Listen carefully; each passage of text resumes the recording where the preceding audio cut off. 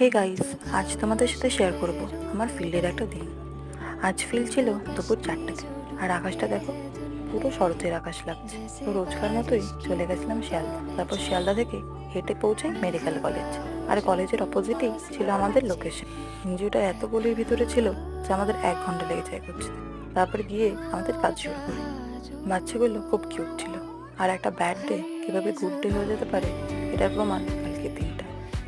বাচ্চাগুলো আমাদের সাথে এত ভালোভাবে মিশে গেছিল যে it became one of the biggest thrill of my life. আর ওরা কতটা খুশি হয়েছিল সেটার প্রমাণ ওদের চেষ্টা। তারপর 5:30 নাগাদ ওখান থেকে বেরিয়ে পড়ি এবং একটু খিদে পাওয়ায় খেয়েছিলাম লস্যি। তারপর হাঁটার লাগাই শিয়ালদার দিকে, আর এসে এত সুন্দর সানসেট দেখতে পাই। তারপর আরও কিছু টুকিটাকি খাবার খেয়ে চলে আসি শিয়ালদা।